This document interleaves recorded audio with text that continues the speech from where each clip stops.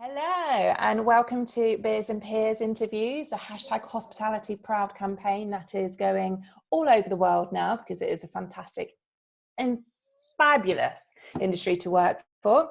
Cheers, I hope you're all well. Today we are speaking to an absolute legend, a pre-booked guru of hospitality, a entrepreneur and a fantastic person with a massive heart. So hi, Miss Amber Staynings. Hello, so good to be here. Thank you very much. Oh, thank you for joining us. I'm so excited to hear all your thoughts. So obviously I've known you for a fair few years now and know exactly what you've been up to, but for people that don't, give us a little intro of yourself, a little bit of an overview of your hospitality career, how you first got into hospitality and some of the roles that you've had. Brilliant. So I've actually been working in the industry and around the industry for the last 20 years. So I know I don't look old enough, but hospitality is actually in my blood. So my grandparents and my great-grandparents were all publicans. So it was quite a natural fit for me at probably the age of about 12, 13 when I started waitressing. And I realised that this was the vocation that I wanted to do. Much to my parents' dismay, at 17, I sacked off college and started working full-time. And actually at that time, I'm more working on the supply side for people like Tate & Lyle and Diageo in the sales arena. But to cut a long story short, at 23, I got my first job in the Big Smoke because I was living in the Shire. And I remember walking into Piccadilly Circus on my first day of work from Novus Leisure with a big split at the back of my skirt, actually realising that that was embarrassing and I'd taken the tube all the way from Pimlico. And I thought, I've made it. And I was one of the first sales managers that Novus Leisure had hired and recruited through that scheme, which was revolutionary, as you know, Carly, at that time. And obviously, Carly, you were involved in it before me even, so you go way back. Not so much for the way. Not so way back. But Novus was great. And I was a sales manager for the second largest club in the West End called On and On. And very quickly, because of my previous experience, and I'd had managerial sales experience at a very young age, they asked me to go into Late Night London and see what I could do with that department, which at the time was tiny. It was 4 people, it was turning over £1 million, and it was looking after about 30 bars. About 3.5 years later, the turnover was about 6.5 million. We had 14 people, and really that helped put me and my career on the map. And I think there was a bit of luck in there, but I think it was more down to my leadership skills and my belief and investment in people that really made that happen. Following that, I became an area sales manager with yourself. I then went into Drake & Morgan and set them up with all the pre-book sales that they have today. And then, quite frankly, I got a little bit fed up because I'd worked tirelessly in the industry for 10 years and I hadn't had a break. And I thought, I know, I'm going to take a career break and go to my dream place, South America. So I turned around to Gillian at Drake & Morgan and said, Gillian, that's it, I'm going travelling, I'm leaving. And I thought, wait, I haven't got any money because I live in London, I've had a great time in my 20s. So what do I do to fund this trip? Obviously, I'll become a consultant because consultants earn a fortune and they don't work so hard. And Gillian said, great, we'll be your first client. I then picked up a Deltic group. I then picked up Casual Dining Group. I booked my one-way ticket, but lo and behold, I was doing something right and I never got to South America and cancelled the ticket. Bit of a sad story, but with a very happy ending. And I ended up consulting independently for nearly 5 years. Me being me, I have a very low attention span. I'm a bit of a free spirit and I get very itchy feet. So about mid-2018, I thought, what's next? There has to be more to this than just myself. I'm loving what I'm doing, but I'm really missing having a team and that engagement with young people in particular, who I think, don't get enough investment still in our industry, and we could do a lot more for them. And I know, Carly, you 100% are on that page as well. So I came up with the idea. I moved home with my parents, which at 33 I was then, was quite a challenge. And I spent about 6 months writing a business plan. I went and got a business mentor, which was invaluable. And I launched Bums on Seats in January 2019. And to summarise what Bums on Seats is, we are an outsourced sales agency fully focused on driving pre-booked sales into bars, restaurants and pubs. We have 3 clear pillars of the business. One is business auditing around pre-booked sales, one is sales training, and the other is offering consultants into businesses, either as a white label central sales team or independently, to help them grow their bottom line. I spent probably 3 months on my own, working a couple of days a week, scared to death. Have I done the right thing? I've launched a hospitality business in January. That's insane. But something happened, something changed, and very, very quickly. And by April, I had 2 consultants, which was great.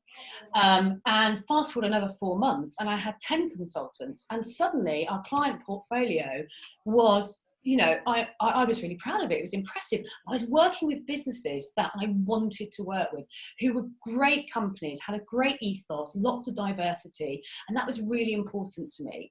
So we had, and we do have, people like Green King, Brewdog and Scipio Group, Rosa's Thai Cafe, Carluccio's, just to name a few.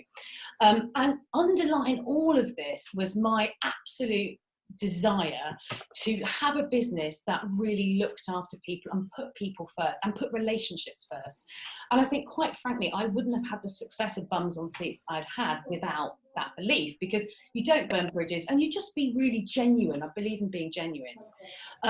So we had a fantastic first year, and we were coming into 2020. I took all the team away to Somerset for a couple of days to do some team building and strategy and everything. And we had a great plan, great client list, and then COVID hit. And it's been a real challenge, but we'll probably save that story for later about how I dealt with that. But ultimately, Bums on Seats is my baby, and we're a bums family, and it's going really well. Oh, it's such a fantastic journey and what you have succeeded in doing, and how Bums on Seats has grown so much in such a short amount of time. And like you say, I think it is because you are genuine and you guys are who you are, and it's that true passion for hospitality and that customer experience, you know, of ensuring that hospitality does provide the most remarkable times and experiences for people. Yeah. Making the best memories. So leading on, what is it about hospitality that you love and enjoy so much? I mean, I quite genuinely say this all the time, and I really mean it. It is the best industry in the world. There is I think, especially with what's been happening in the world, and I don't want to keep talking about it because we all know what's happening, but the camaraderie that people have, how people have pulled together, is heartwarming, phenomenal. To even feel that I'm a tiny part of that is outstanding. So I think that that's a big part of it. People, you have to be a giver to work in hospitality. You have to be kind, and I think because of that you meet like-minded people.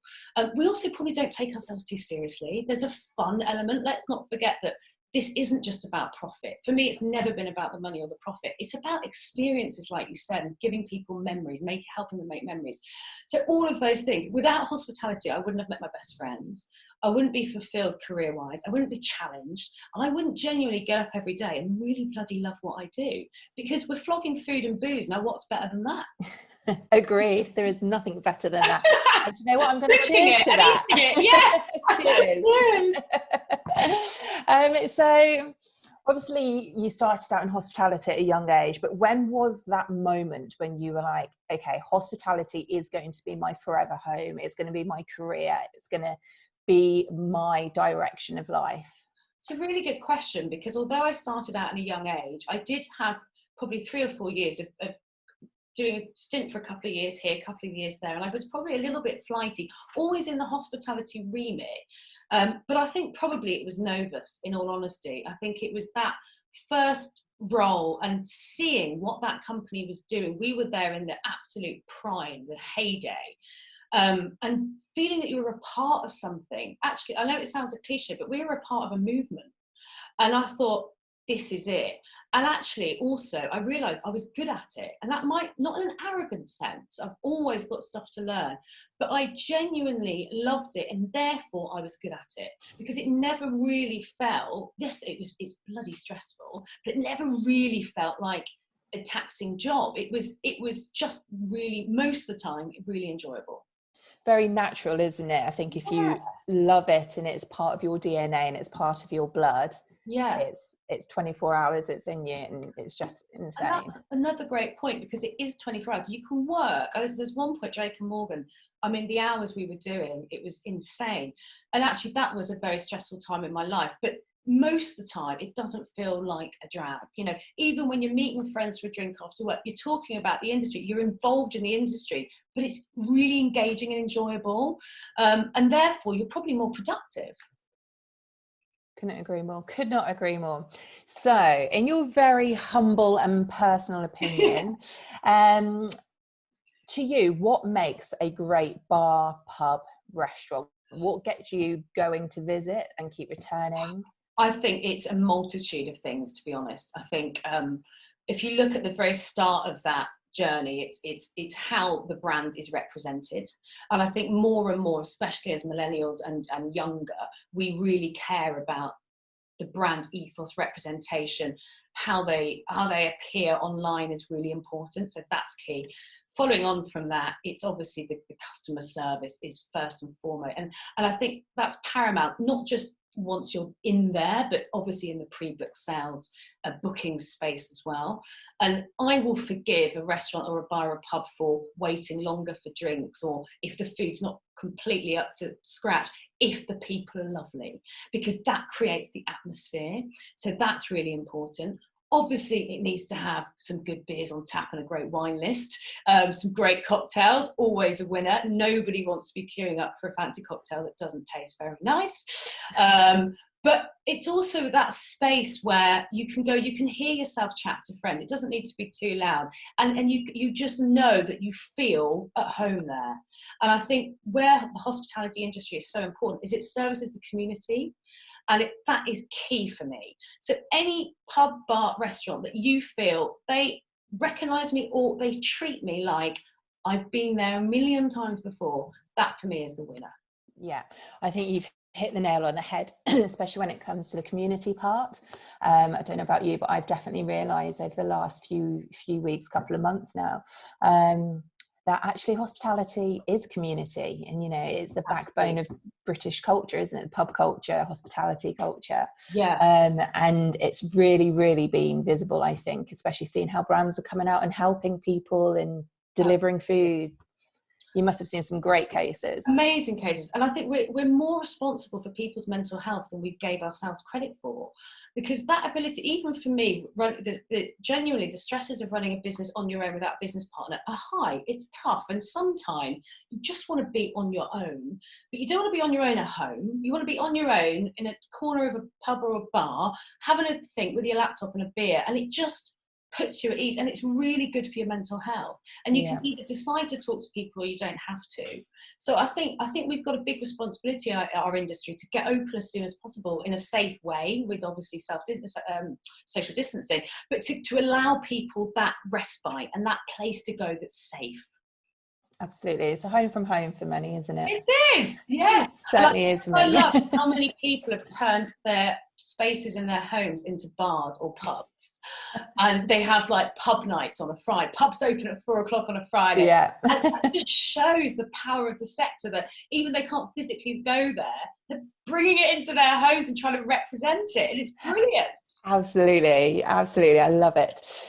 So going back to Bums on Seats, tell me, where did the name come from? A little bit more in depth about what you guys do, who your team are. I don't know how much credit I can take for the name, actually, which is a shame, because it's kind of it's one of the things that people always comment on. I think at first you either loved or hated it, because it's obviously very literal. But the name came from hours and hours of pen and paper.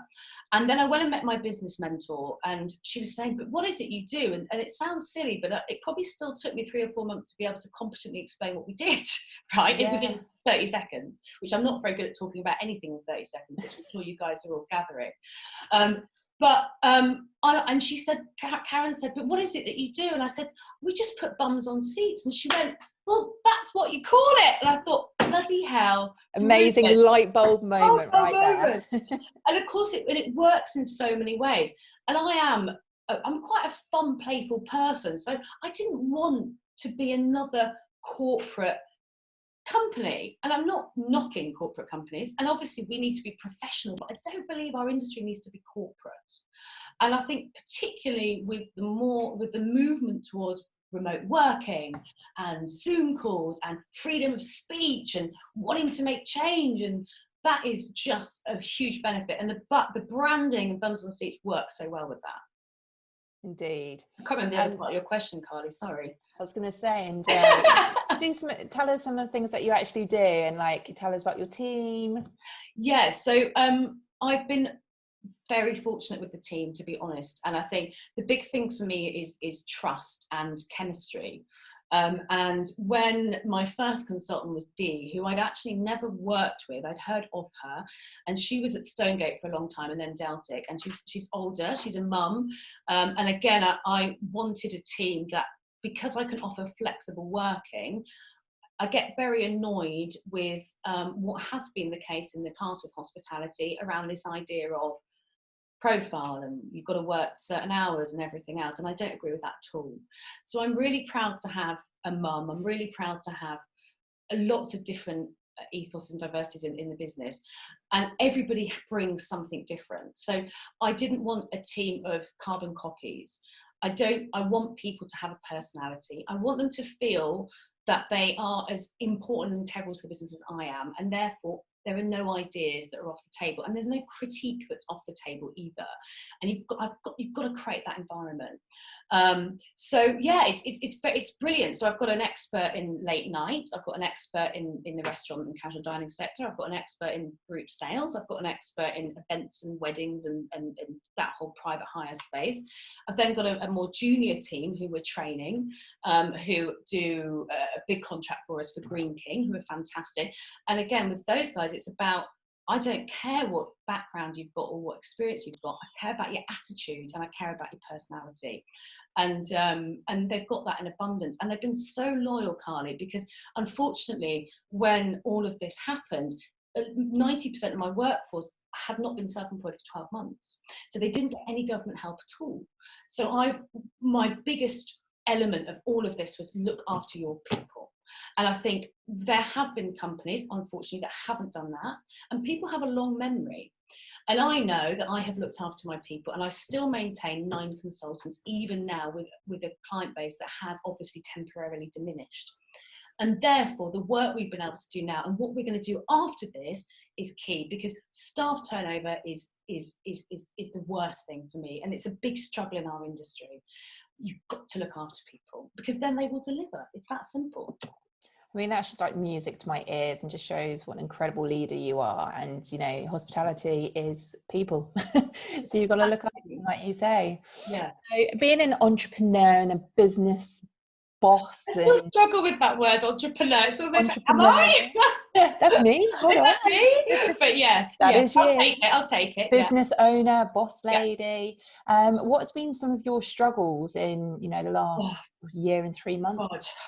I think the first one is people don't always give you the best advice, and you have to be true to what you want to do. And unbelievably, people said to me, your business model isn't going to work. They only ever want you to work for them. How is it scalable? And I have loved proving them wrong.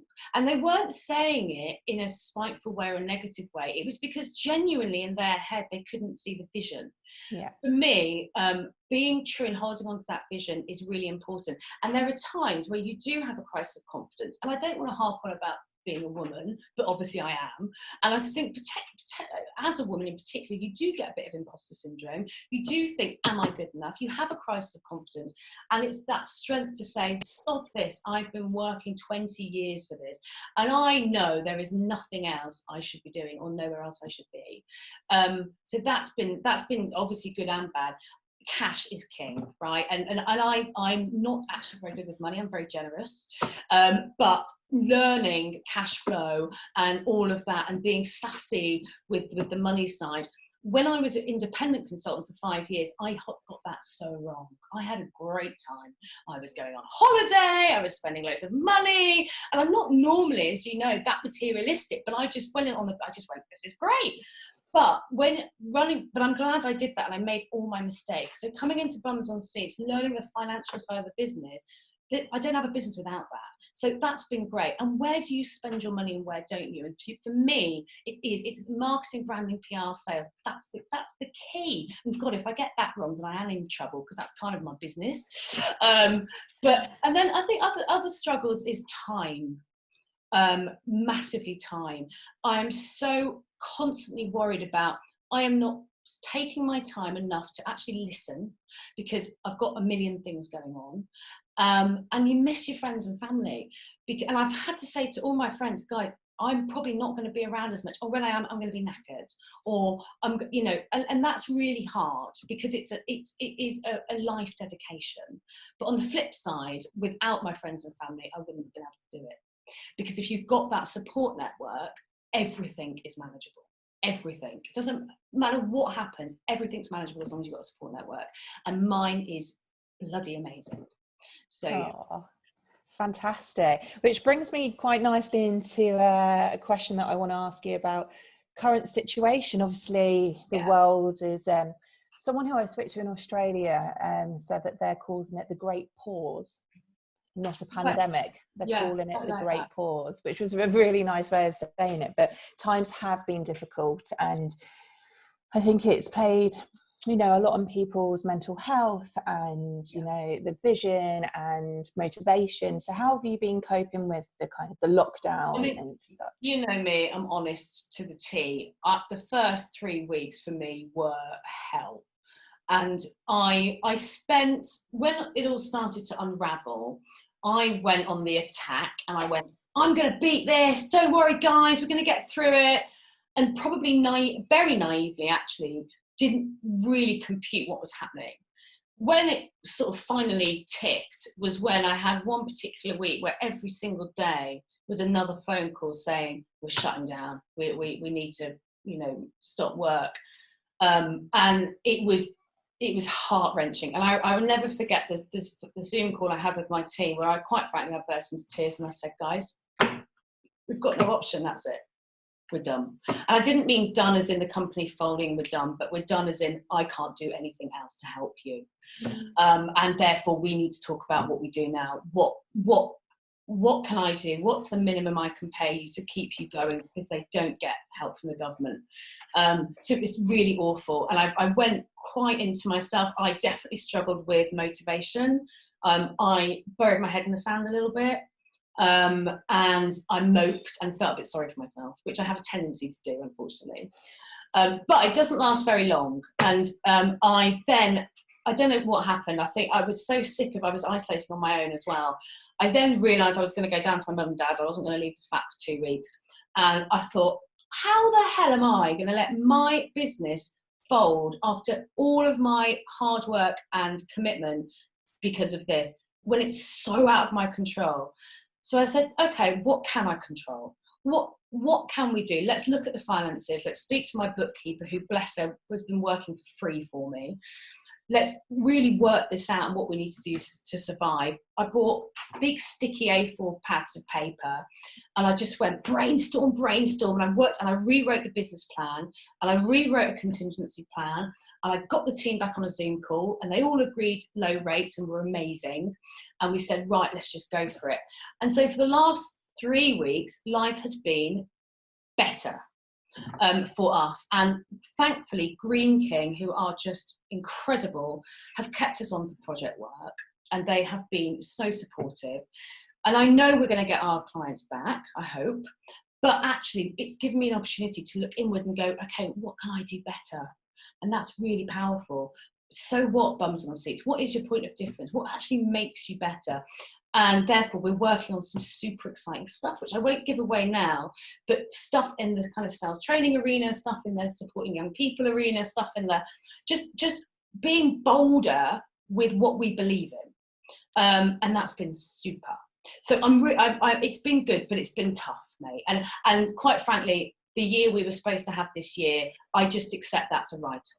It's not, that's it. We just have another year like we had year one, and then everything I wanted to do really, that financially, that goes into year 3, and that's okay. You just reset and you move on.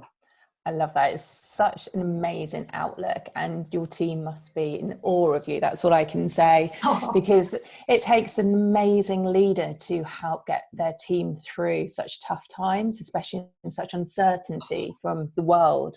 But honestly, there are times where I thought, I don't think I can get on this Zoom call and be, woo! And there are times where, quite frankly, I've said to the guys, I need to take a day off.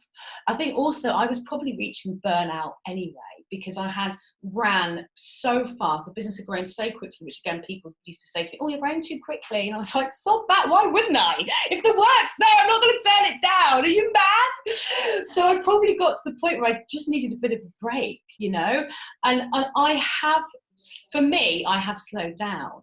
And it's about quality of work, not quantity of work. And that's exciting, because if we can get the quality bit right better, not saying we had it wrong, by the way, but make it even slicker, when we grow again, we've got the right foundations. And the risk when you grow quickly, of course, like we know in hospitality businesses, is you lose some of those foundations. So there are positives, but I'd rather it hadn't happened. Me and you both. There's a limit to how positive I can be with this, Cars. That's probably it, to be honest. That's all you're getting. That's it. Moving on. So if you could sum up hospitality in a word or a phrase, what would you say to people that might be watching this, that are thinking about going into hospitality, or people that are just looking for, why am I in hospitality right now? Yeah, I think for people that are looking to go into it, if it is an industry that demands passion. So I think passion's a really good word. If you have a genuine passion for the food and drink industry and for people and relationships, then it's the right industry for you. But there is also an awareness that it is incredibly hard work. And it's not always, you don't always get the rewards of that immediately. I think hospitality for me is a long-term career, other than, obviously, that's a silly thing to say, because students coming in, thank God for them, we need our overseas workers, we need all of that. But in terms of a career path, it's a slog, right? It's not, you don't get rich overnight. I think in terms of, if you're in the industry and you're feeling a bit low, I don't bloody blame you. I think everyone that's on furlough, everyone that, God, if you lost your jobs, that is difficult. And I think the question still goes back to me to really simple. Am I still passionate about what I do? And if the answer is no, that's okay. If the answer is, I'm having a tough time, but yeah, I still am, then it's still the right industry for you. Because I think if you lose the passion, you lost the industry. Indeed. And the industry is going to be back, and it's already started to come back, like all the deliveries that people are doing, and are having the innovative imagination to turn their businesses on a slightly different pivot, so to speak, and doing what they can to get back out there already. We are coming back. And we've got to do it together.